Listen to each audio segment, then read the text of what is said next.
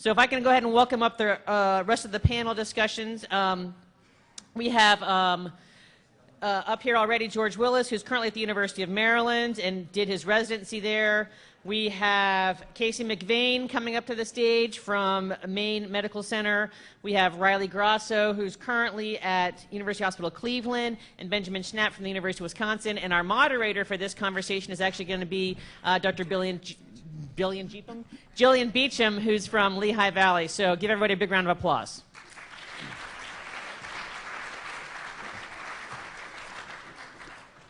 All right, everybody.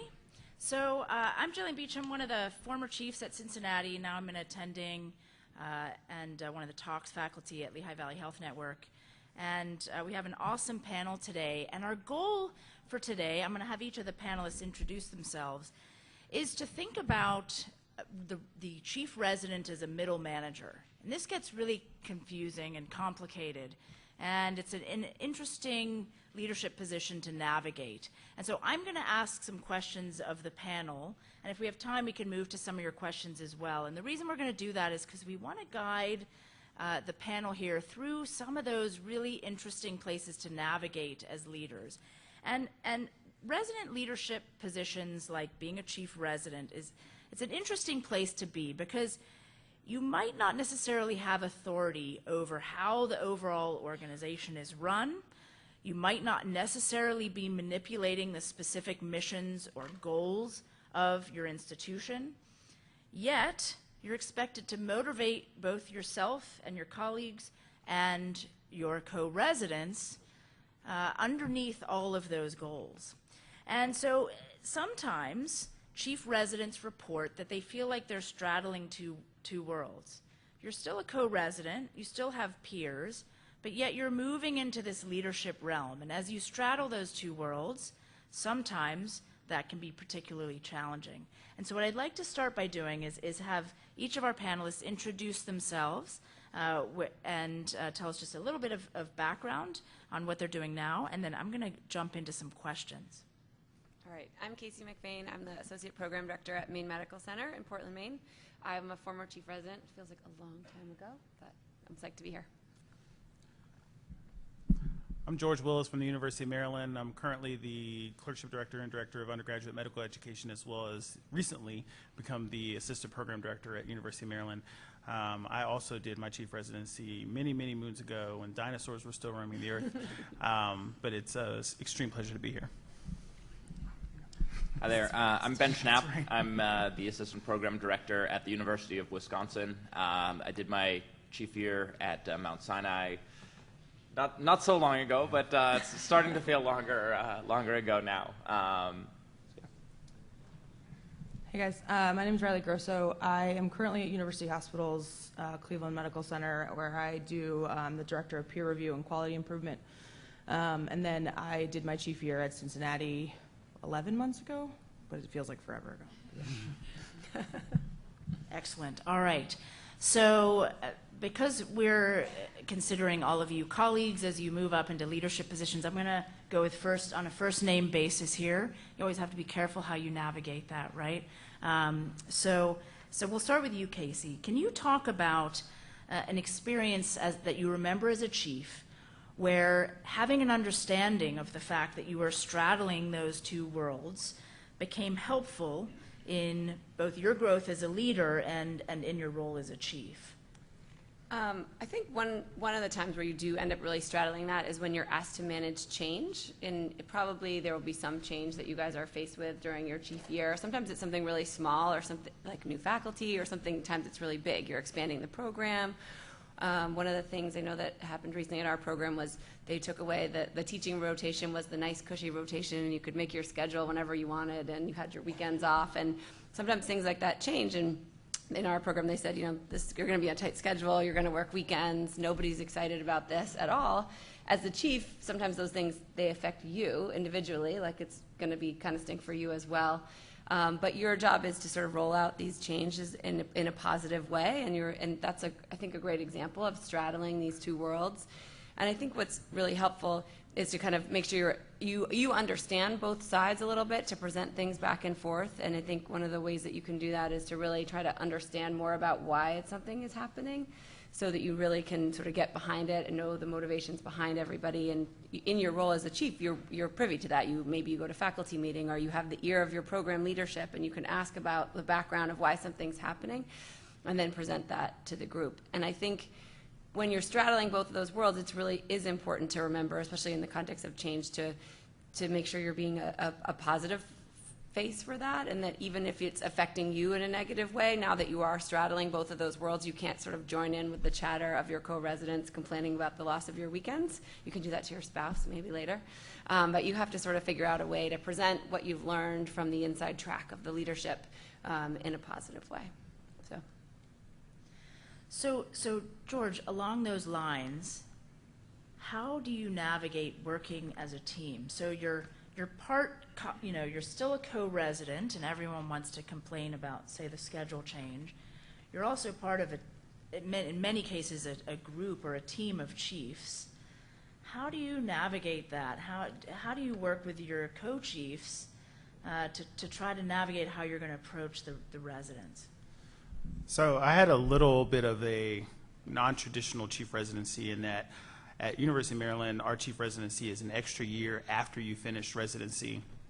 So all of the residents who were underneath of us as chief residents were people who we had supervised, residents who we had supervised during their internship and subsequent years afterwards. So we did function like a team. The residents still came to us as advisors, as mentors, and things of that nature. But at the same token, we also function as I hate the word pre-faculty, but kind of pre-faculty, in that we also gave the faculty and the residency leadership the ear of the residents. If they had complaints, if they had problems, they would come to us as chiefs to voice to the faculty. Most of the time, our faculty are very receptive to change and reform, but for the most part, they would come through us first to see if it was a good idea, and then if we said, no, that's really actually insightful, we actually should bring that up, they say, okay, can you tell them for us so that we don't have to? We had 2 chief residents at my shop. When I was there, we now have 3, because our residency has increased its numbers. And me and my co-chief functioned very well as a team, mainly because we knew each other coming into residency. We functioned as co-residents in the emergency department and worked as a team. And if you haven't realized this yet, obviously emergency medicine is very team-based, and so it was very easy to get along with my co-chief, and we functioned almost like a mother and father, or good cop, bad cop. And what you'll find most of the times is that sometimes those roles reverse. I'm very nice. The residents love me. I actually am a hugger, and some of my former students in the room know that. My co-chief was not that much of a hugger, but then as the year progressed, roles kind of reversed, and I became the angry father to a certain extent, and she became the doting mother who was like, George, what George is trying to say is, no, it's not what I'm trying to say. So it can change, but the fact that we functioned so well in those roles, and we could play the yin and the yang very easily, actually worked out really well to the benefit of everyone. I do think it's really important to emphasize the leaning on your co-chiefs as a source of support. You're now in somewhat of an isolating position, sad to say, but it can also be a very good bonding experience. You're no longer going to be on that same peer group with the residents. The residents are not going to come to you. They're certainly going to come and complain about other things, but they're not going to feel comfortable saying just anything around you anymore. By the same token, you're not really one of the faculty either. The faculty are not going to necessarily come to you and confide and be buddy-buddy. So you're going to learn some unpleasant things about your co-residents, and they're going to do things that make you really angry that you can't go and complain back to them about. You can't go and complain to faculty about. So we found it very valuable to just go ahead and put it on the calendar every month of, we need to go and get chief drinks and make it a priority. And so we can just get everything out and unload and get both the support and ideas and camaraderie. Really do lean on your co-chiefs and your team, because it's that team aspect is essential.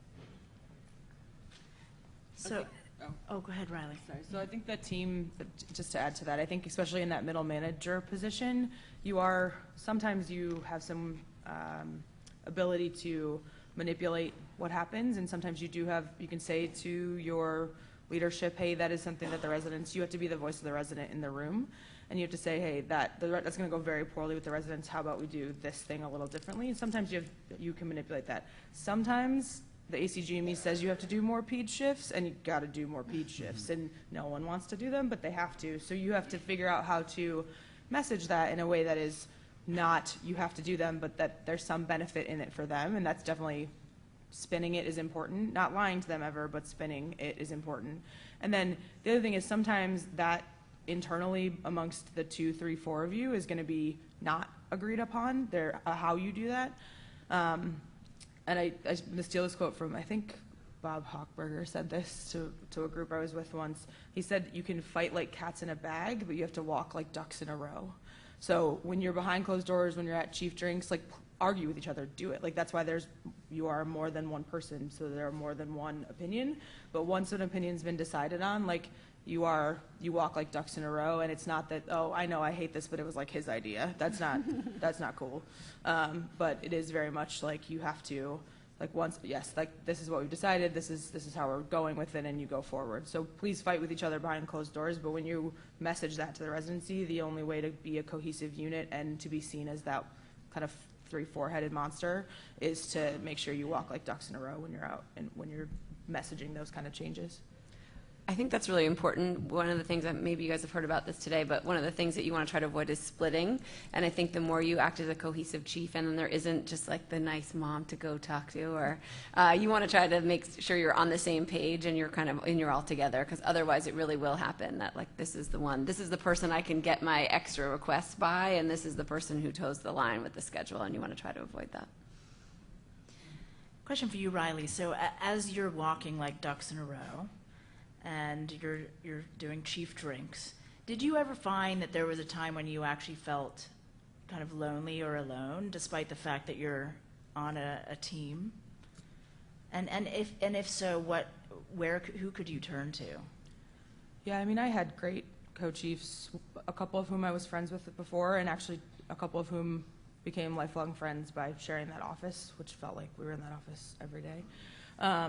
So I think I think there were moments, especially in the moments in which you were being confronted with conflict, that wasn't necessarily your conflict, but it is yours because you're a middle manager, right? So like when you had a directive from above and messaged it in the friendliest way possible and people were still mad about it and came to you about it, you have to sit there and listen. Defensiveness in that moment doesn't work all that well because they're upset. They have to get it out, and you're kind of the receptacle for that, I guess. That's even if you can go to your chiefs afterwards, that moment is not a fun moment to be scolded for something that you really had no control over, but you can't say you did. You have to own it. That's a lonely moment, but I think talking to your co-chiefs is important. And then I think like finding your outside people who don't have a connection, and you can de-identify people, but just having someone to kind of support you, some people, parents, spouses, kids, whatever, like to have outside people to kind of help bring some perspective in. And then also just an RLT member that or a faculty member that you're allowed to go to and just say like, today sucked. Okay, I don't need you to change anything. You can't change anything, but today was just a bad day. So I'm going to kind of piggyback off of a lot of that. So at my shop, when I was chief resident, my co-chief had said some things, and this is one of the things that I want to kind of stress, is that communication between chiefs is extremely important, and that's in everything. Even if it's, such and such resident called in sick call for today or a week ago, it's good to let your co-chief know, or schedule changes that may occur. What ended up happening is that one of our residents got excused from sick call for the week, but it wasn't changed on the schedule. So then my co-chief went out on maternity leave, which left me with the full responsibility, which was fine. It wasn't a big deal until I had to call in sick call 3 days in a row for one particular resident who unfortunately had appendicitis. And when I called this person in for sick call, I literally cussed them out over the phone saying, you will get your behind, not that word, in for the shift that you're supposed to work. No, Elisa said that I was allowed to skip sick call. No, she would never say that. Why would she ever say that? So that's one of the reasons why communication is extremely important, because I did call Elisa and she was like, oh, I totally did say that. I'm sorry, George. So communication is really, really important. At that time, I did feel alone because then I had to call that resident back and apologize. But it's really important to be humble in all of your dealings as chief resident, because there's times that you're going to make mistakes. This is your first time with middle management when you're the chief resident, some of you. But it's extremely important to be humble in your job, but also sometimes to be stern in your job as well. Question for you, Ben. Do you remember an episode where morale was down in the residency, and how did you, in conjunction with your co-chiefs, help to manage that?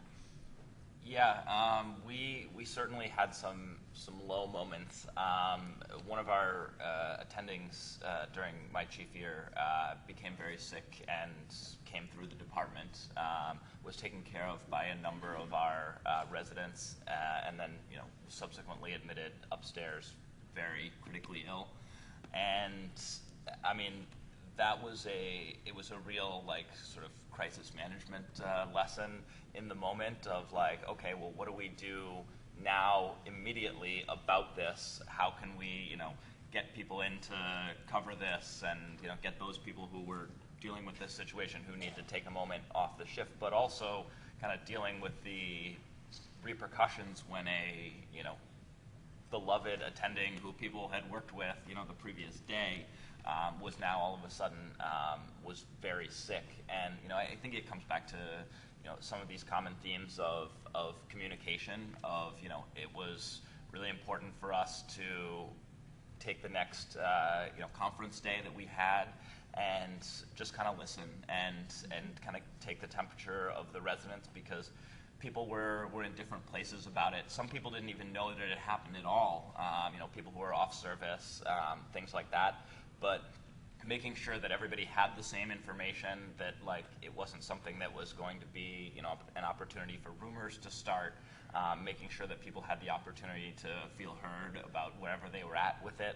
Some people who were there in the department while it happened were surprisingly pretty okay about it. Other people who were much more distant from it, but it really hit home to them, were much more affected by it, and needed to take a little bit of time away from it. So I think it's that communication, not just amongst your co-chiefs, but really in that middle management role, having to communicate both up and down, and really being very deliberate about doing that. It's a job to over communicate, not under communicate, because I think we would have potentially missed some opportunities to have one-on-one conversations with people and make sure that they're doing okay, had we not sort of opened that forum up. So you mentioned kind of an open forum, an opportunity for the chiefs to even just be there to listen. I think, Riley, you mentioned a similar thing. You might not be able to fix something, but you can be there to listen. Are there other ways that you can kind of be there for the residents? I mean, everyone has crazy schedules, so how is that possible to do?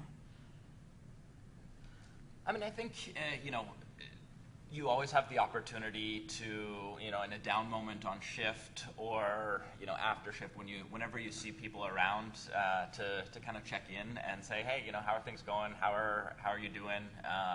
I think you end up getting some interesting insights into what the problems are with the residency, what's going well, what's not going well, in some of those informal conversations. And you remember that people kind of are seeing you in that leadership role. They're going to be touched on some level. I mean, I think back to my intern year when you heard from the chiefs and they were like, hey, how are things going?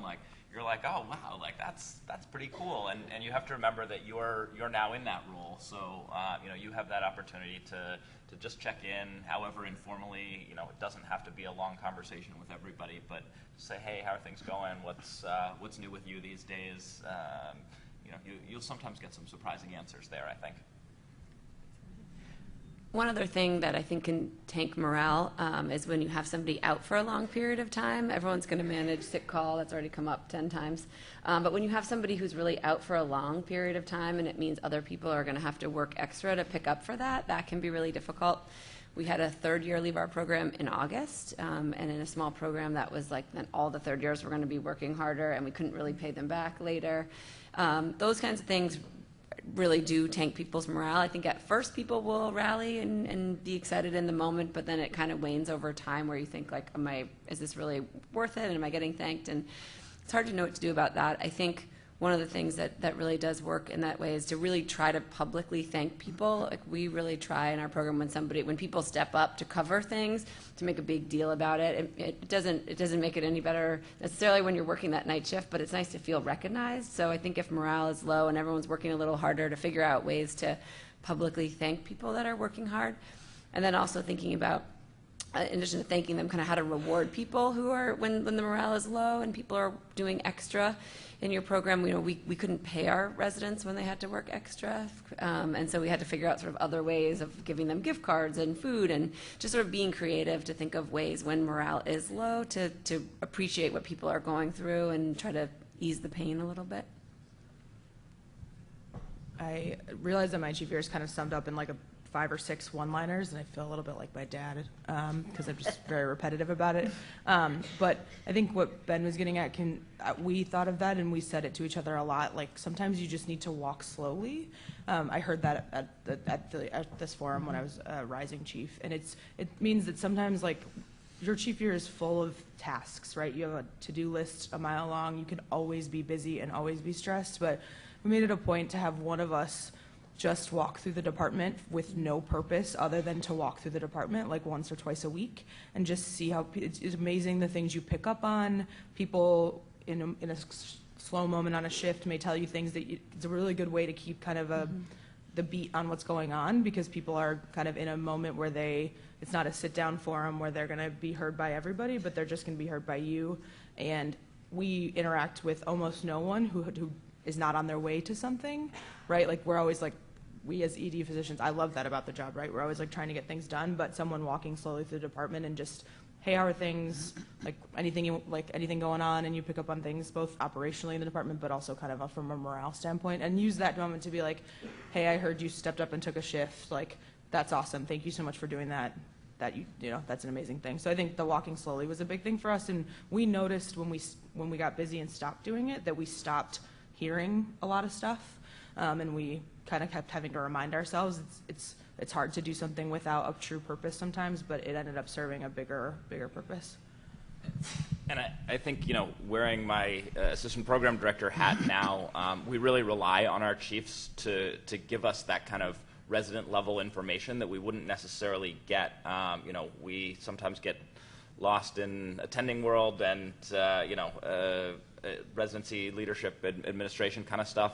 But our chiefs came to us this year with, hey, just so you know, one of our residents happened to be there during like 3 PEDS codes that came in during the last week, and it might be a good idea to check in with him. And we were like, my God, like that is terrible. Like, of course we need to check, but none of us were working those shifts. We were not on PEDS, so we had no idea about that. So looking for those opportunities to kind of get those, maybe not a huge deal, but opportunities to check in and make sure your residents are all in a good place. The one thing I want to caution you guys kind of to tread lightly about is we had these things, and I don't know if you guys have them at your shops, but we had these sessions that were actually set up by the chiefs, and what they're called is chiefs hours, and what they're supposed to be is, for us, they were supposed to be sessions where we would get up and practice our lecturing in front of the residents who are our colleagues and our friends and get some actual feedback. What they turned into is a cheese and wine session, mainly the whining session. So it became a session where the residents could come at the chiefs without any faculty in the room and literally just go in on problems that they were having, issues that they were having. And those can be used constructively and work well in some circumstances. We started having them every month. and it became a session where morale just plummeted, because what ended up happening is the residents would say, I hate this rotation, or I hate this attending, or I hate this other aspect of residency, and the chiefs would acknowledge that, and then it would fall on deaf ears, and then the residents had the impression that we as the residency leadership do not care about how the residents feel, just go through it, finish your residency, and graduate and get on with your life. So I would just caution you, if you're going to use those, use them as constructive sessions, and this is the time, especially as chief residents, where you have to sometimes intervene and completely stop a line of thought before it gets really pervasive through the residency. One of the particular ones that we're still dealing with is our shifts, how many hour shifts that we have, because we do 12s, and the residents have been beating us over the head with, we want to switch, we want to switch. So it's something where the chief hours has kind of made morale significantly plummet, and so we've had to kind of corral that a little bit. So I would just caution you with those formal sessions and make them more informal. I think what you're saying too about being careful, stopping those negative threads, but again, sort of like the change thing, but you can't be the start of those negative threads, even if you feel that way. Again, that's for your chief drinks later to complain about the 12-hour shifts, but you have to kind of figure, I mean, you can present to the administration what the resident's position, but you don't want to be part of that negative chatter. Absolutely. I think those chief hours, or we call them resident meetings, are pretty common, and they can become, excuse my language, a total bitch fest where everyone just complains about everything all the time. I think a good middle manager, you guys know your residents, right? Like you were likely selected because of how well you lead them and know them. And so knowing your audience and knowing who's going to be the dissenter in the room is really important in those moments. And if it's something where you know it's going to come from one or two people, sometimes having a conversation beforehand that's like, hey, I know that you are very upset about this, but there isn't a quick fix. We hear you. We need you to not do this in the resident meeting. And we did that a few times, and it was actually pretty well received because that person felt heard, because they I guess had been a squeaky wheel long enough that we heard them. And we said, we hear you, but please don't do this in the resident meeting. And it worked out really well. And then if you don't know where the dissent's coming from, or it's a surprise dissent, then always having we always had an agenda that we had to get back to. Like, we didn't have an agenda we had to get back to. We just didn't want to keep talking about the thing that we couldn't fix. So we always came up with a couple of things that were always like, all right, we really got to talk about this. Like, this is a great discussion. We'll get back to this later. We'll think about this. Thanks very much. And then come up. We usually had a list of things that we could insert there that would just kind of do a 90-degree turn. But knowing, expecting that out of those meetings, I think is important, and then managing it as prophylactically as you can. Great. All right. So thinking now about, that's such great advice about, say, the resident, your sense that the residents are kind of coming at you with, say, a scheduling issue or some kind of discontent. What about those times, and I'll start with you, Casey, those times when you have one resident, a specific resident with an issue, and now you're in a position as a middle manager of trying to figure out how you, as a peer, but also as a chief resident, how are you going to approach that specific situation? Can you think of any examples where that came up, and how did you figure out who to have in the room? Do you do a one-on-one? Do you get all the chiefs? Do you involve the PD or the APD right away? How do you navigate that? I mean, obviously, it's going to depend on the issue. I think this is where you can lean on the strengths of your co-chiefs. Everyone's different. Some people are really good at laying down the law. Some people are really good about talking to someone when they have something horrible going on. And I think it's going to depend on the issue. You know, if someone's issue is a personal tragedy that they're going through, then you're going to sort of figure out the chief amongst you that's most comfortable dealing with that. And if somebody really needs someone to lay down the law, then I give them George. So, you know, you can sort of look around, look within your group and see who's going to be the best person to do that kind of thing. I think it's always hard to know sort of what things to handle amongst yourself as a group and what things to let the PD know about. I think it's important that usually the program leadership kind of wants to know what's going on. You know, I think it would be unusual, I would think, in our group that the chiefs would be like disciplining someone or, you know, telling them to stop doing something that we would not hear about it. We would want to hear about it and then to sort of decide when we needed to intervene or not. Yeah, I think that was something that we sort of got drawn into with a particular resident who decided that being available to cover sick call wasn't necessarily the most important thing in her life. And, you know, we sort of got drawn into this punishment thing because, you know, yeah, there was the one-on-one conversation, but then that didn't really have the effect that we were hoping that it might, because it became a recurring issue. And then it was sort of like, well, you know, we can handle this and we'll just take care of it. But it sort of delved into an area of, you know, chiefs sort of independently making up policies and punishments of like, well, if you don't come in for this, you're going to work 3 shifts as punishment. And, you know, it was dicey terrain to be on, and I think it wasn't necessarily effectively handled because the resident then left that interaction feeling singled out, feeling, you know, punished unfairly. And in some sense, you know, that was true. You know, obviously she was in the wrong in her own way, but it also wasn't necessarily right of us to just be kind of making punishment policy sort of off the top of our heads based on what we felt like was fair. You know, that was an opportunity to bring in residency leadership. And I think going back to the theme of over-communicating, like, people would rather know about these things than not. They'd rather be looped in, even if they're like, yeah, no, make whatever decision you want to make. It's yours to act on. So Riley, question for you, and then I want to open it up to the audience for a few minutes. Can you describe an episode or a situation in which your wellness was challenged? And, you know, as chiefs, I think one of the responsibilities is to try to inspire wellness in your co-residents. So how do you navigate your own wellness, balancing your own wellness and still inspiring wellness in others? I mean, I think this was definitely something that I probably didn't do as well as I should have as a chief. I think that, like, again, going back to leading on your co-chiefs is important, but we had very specific conversations at the beginning of our chief year about what we were going to struggle with as a chief, and one of mine was going to be my own wellness. I knew that going forward. That's how I've had that situation happen before. I knew that was going to be a thing, so my co-chiefs were paying attention to it particularly well. And we set some pretty strong rules about, like, when you're on vacation. My co-chiefs changed the password to the email account because they knew that I might not be very good at not checking the email, so they changed it, which I needed. They were proved correct when I then yelled at them for changing it, and they were like, "Well, we know you tried to check it now," and they arrested. So like those kind of things, like set your own checks and checks in place so that you have to be held responsible for that kind of thing.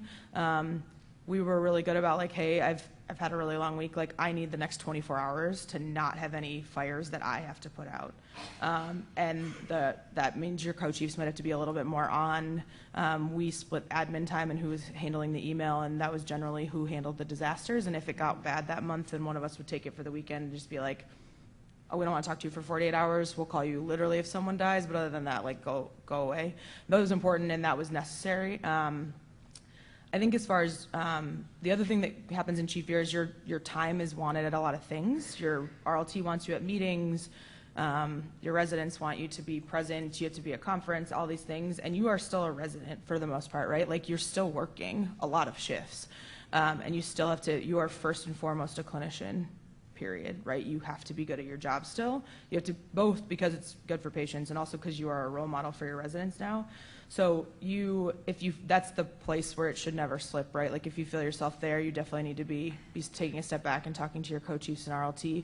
But the other thing was that the in-between nights thing gets really hard when you're a chief because there's emails during the day. That's when most fires happen, is during the day, and you have to put them out. So adjusting the notifications on your phone, so, like, the only thing that dings is someone who actually needs you or something that actually needs you when you're on nights. Like, develop really good habits about, okay, I'm on nights, I'm not going to go to that meeting, or I'm only going to go to a meeting that's right after, at like 8 to 9, I'm home by 9 no matter what meeting comes up. So that kind of, because it's a slippery slope.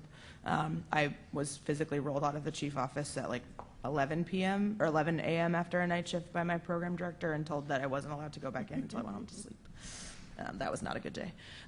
So it's definitely something that I worked on a lot, but having checks and balances in place was important. I think the idea of sort of compartmentalizing duties can be really helpful. I had a non-sleeping toddler and a second baby as a chief, and so there was a big chunk of time where I was like on maternity leave, and it was about me doing a bunch of upfront work so that I felt okay about that time and making sure I was worried I didn't want to dump anything on my co-chiefs, but yet I had to actually have a baby. But trying to figure that out and making sure that you sort of delineate like who's responsible now, and I felt like I could get my responsibilities done and then have a couple weeks where I was not on was really helpful. Another really important thing that we probably haven't stressed enough is that one thing that I've always lived my life by is that Big Brother is always watching. And we as chief residents, or you guys as chief residents, since I'm already done with my chief residency, is you guys serve as a role model for your residents in a lot of circumstances. And a lot of times when your own wellness gets in the way, that can be a problem, especially if your morale is low, you starting to act out. They're like, well, do I want to be chief resident? Do I want to be an attending? What am I doing this for? If George who's normally a happy person, is having all of this bad things happen to him, why should I do this? And so sometimes it's good to take yourself out of the equation in a lot of the circumstances, which is, kind of what we've all said up here. Sometimes you may have to be off of chief call, or obviously you have to work clinically and you're still going to kind of play that role when you're working clinically, but maybe taking yourself away from conference and not coming to conference if you've had a bad day or you've had a bad shift or had a bad several weeks, to kind of implement to show that people can see you on your good side but not necessarily your bad side. You are always being watched, always being monitored, and your residents look for you in this role model kind of way. So you want to kind of show that the morale, even though it may be bad, is sometimes good as well. So you kind of want to show the good more than the bad. Yeah, I think to echo what some of these guys have said, the biggest way that I've seen this kind of screwed up at a couple different places is, if you've got one chief who's primarily responsible for the schedule, people will tend to reach out to that person because they know they are the go-to person for all things schedule requests, last-minute switches, all of those sorts of things. It's so important to divide up that admin call so that other people are sometimes the first call when sick call needs to be activated for sort of the low-level, just day-to-day administrative stuff that just comes up. Have that be equally divided. Make sure that's a point of emphasis in emails to the residents, and that everybody is aware of that, because otherwise that scheduling person tends to get tooled on a little bit, and it's not necessarily good for intra-chief dynamics. It's not necessarily good for their wellness. It's an easy fix, I guess. It's very important, especially with sick call. I tended to be the really nice person who said, oh, absolutely, you can call in sick call, until it got abused because they knew I was the person who, they'd call me at 3 o'clock in the morning. I know you're not on sick call chief coverage today, but I just wanted to know if I could call in sick call. No, I'm asleep. Please leave me alone. So it is important to split that administrative responsibility up between your co-chiefs. Great. All right. So in our last 10 minutes, I'm happy to keep asking questions, but I suspect there are some questions from you guys. Anybody have a question for our former chiefs?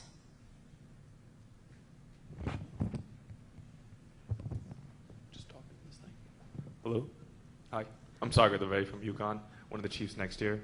So one of the things that our leadership has kind of it's happened a few times is when there is a resident that's maybe struggling a little bit or is having an issue, kind of go to you, just being like, hey, you have to help this person out, which becomes kind of tough because now you have the responsibility, but you don't have the authority to kind of, I guess, have negative outcomes or punishments and stuff like that. So I guess how would you suggest approaching issues like that? So one of the I guess benefits of doing this as an extra year was that we served in that kind of pre-faculty role, and so we were able to come at them not as a faculty member but more of as a resident. And this is what I think is more common in this chief resident kind of system is that more than likely not is that people are not in this pre-faculty role. But even in my non-traditional chief residency, we were able to come to them as more of like a mentor or a shoulder to lean on. A lot of times when the faculty would come or the residency leadership would come to us as chiefs, they would say, I really have a concern about this person, or if there's a disciplinary issue, in most circumstances, the residency leadership would deal with that, possibly with us in a room to serve as a good cop. But if residency leadership is coming to us as chiefs, it's more than likely it's because they have a concern about morale, they have a concern about, maybe a health-related issue or something related to their wellness to help deal with the disciplinary issues. So I think that it's easier for you to come at them as a co-resident than to come at them as a faculty member. It just gives them that sense that you are a shoulder to lean on. You're somebody that they can talk to, and they can kind of express every single aspect of what's going on with them, as opposed to saying, "Oh my gosh, I'm in trouble. I'm fine. There's nothing wrong. I'm fine. I'm sorry. I'll never do it again." So I think you can get down a little bit deeper into the aspects of what's going on with them, coming to them as a colleague, as opposed to I'm raining down discipline on you. I promise no more isms. This is the last one, although this is my favorite and we used it all the time. I think always in a leadership role, especially when you're asked to discipline or really anything, you should always seek first to understand, like always. So if you get told, hey, this resident is, for example, they are just, we're getting a lot of complaints about them at a certain hospital location, or, for us it was always PEDS. PEDS was upset with our resident about something. What you don't want to do is walk in their room and be like, why are you screwing up your PEDS shifts? Like, you got to stop doing that. I think the question is actually like, hey, what's going on? People just word vomit everything at you, and they usually tell you the answer to the question you want to know without you even having to be the disciplinarian. People are more insightful than we give them credit for. So if you say like, hey, how do you think that this last shift went when you were at Children's, or some sort of seeking first to understand is almost always the good way to start. And then you get an idea like, okay, there's usually a misinterpretation of like what's actually happening and what this leadership knows, and that's your role to kind of serve as the middleman. And then sometimes there's just something going on in that person's life, like I had 3 PEDS codes and I don't want to be there, and it's really hard to be there right now, so I'm not picking up patients a lot. And that is a very different conversation than I've seen enough kids, I don't need to see any more kids, I'm good. Like that's right? And you could come at it, if you assume their intent behind whatever happened, then you're going to have some trouble. So I think seeking first to understand is always the way to go about those. Sometimes you still don't get the answer you want, and then you come back and say like, there's a big disconnect between what I need you to do and where you think you are, and then we'll fix that. But you need to know where they're at first. I think that's really wise. It makes a lot of sense. Echoing sort of what George said, but I think your role is support, now in the program leadership side of things. When we have a resident who's really struggling, like our job is to say, are you competent? Can we get you doing all the things we need for you to graduate? But those conversations, after you have that with a resident, you feel awful. I mean, those are really hard conversations. You kind of need someone to go behind you, and you can't play both roles as the program leadership. So that's a perfect job for the chief to sort of support somebody through what, we have to be able to make them toe the line as the leadership. But it stinks to hear you're not doing well and you're not progressing to the next year. So the chiefs are the perfect people to come in and sort of clean that up and support them after that. Excellent. Any other questions? We probably have time for one more here. Question right down here.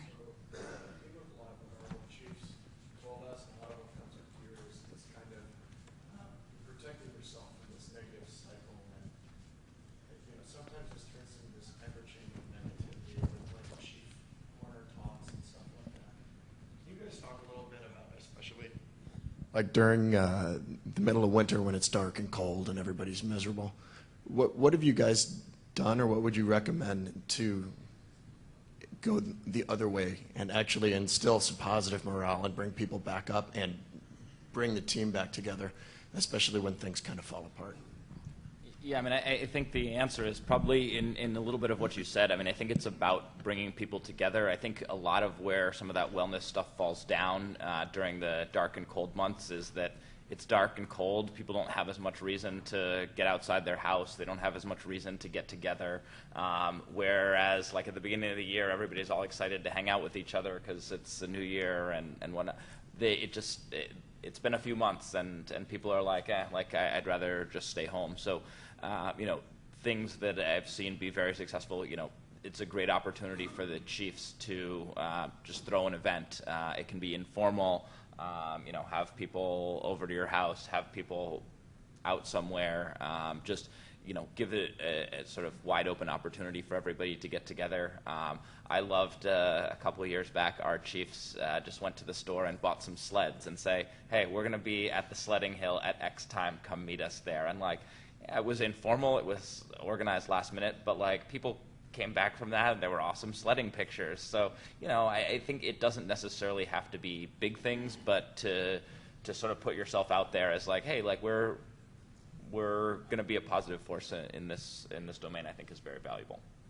So similarly, this kind of goes back to a theme that we already brought up, is that we had an award system called the Above and Beyond Awards that we would give to residents, or mostly residents. As a matter of fact, they're all residents, for specific things that they did. And what we tended to do is during the winter months, because as you said, in the beginning of the year, everybody's all about being together. In the winter months, everybody's like, please leave me alone.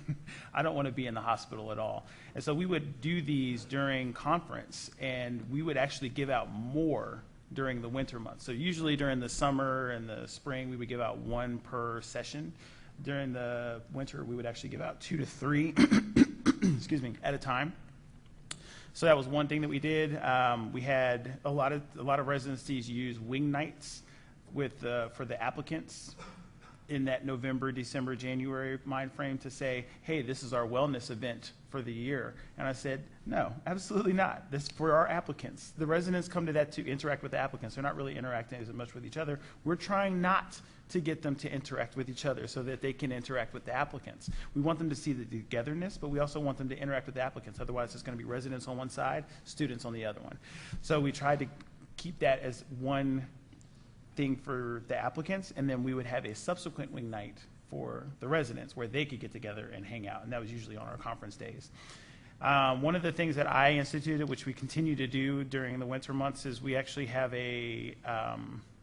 this may not be conducive to everybody's hospital, but we had a scavenger hunt to kind of promote people knowing where things are, and it was very well received, so much so that they've continued it. And in that mind frame afterwards, we would come back and we would play Outburst, the medical outburst. So I'd put up little words, and they'd have to describe it to each other, and it just brought togetherness and stuff. So it's these little wellness events, and now I'm the wellness APD, and so I try to promote these in our own residency so that we can keep morale up during those winter months. So those are the kind of things that we would do. Yeah, thanks. I think that there is, you can never underestimate the power of a well-timed night off and a well-publicized night off. And so our R4s or our whatever class works the least, we ask them to step up and say, hey, it's been a really rough couple weeks for the insert whatever class is having a tough time now. R2s, like, we're going to try to give them all the night off, and we're going to need you to work, like, you're probably going to have to work like an extra shift this month. Or we were a big enough class that we just took one night and all the R4s covered every shift and gave all the other classes a night off, and then we publicized the crap out of that. And like, look at what your R4 is doing for you. Please get together. Please do things. Like, we're giving, like, months in advance, we're giving you this night off. Look at all this stuff that's like, we care about you. And we timed that like right in that like February, like seasonal affective disorder doldrum thing. And then you just have to make sure that people know that like there's other people stepping up. The 4s, you know, that's a good, like, being in the department with your class. Yes. Oh, okay. Sorry, I thought you had a question. So, you know, being in the department with your class is kind of fun. You have to spin it in the right direction and make sure that people are on board. But I think a well-timed, like, acknowledgement of how hard people have been working went so far. And actually, to be honest, that was easier on us than having to plan an event, because event planning, for me at least, was really stressful. And so saying, like, you guys have the night off, do with it what you want, but like, we're going to do this work for you one night, and we're not going to make you pay this back. You're not going to do that kind of thing. Was well received. I think these are all great ideas. I think, you know, we do a skating party in January for Journal Club, like some of those ideas. But one of the things I always think with wellness, and it even made me think of it when you were talking about the tragedy, I think if you start some of this stuff, like if you do your first wellness event in February, or you try to get your class to bond after a tragedy happens, it's hard. I think laying the groundwork early for that stuff is so important. And if you get people hanging out early and their families know each other and they actually like each other and they know what people like to do, then that stuff goes better. So I think there is some planning, doing some stuff ahead of time, it really does help make that easier. And then people, it's not like, oh, I don't know, I'm not that close with the other interns now that February has rolled around. So starting that stuff up front, I think, is key. Excellent. All right, can we give our panel a big round of applause?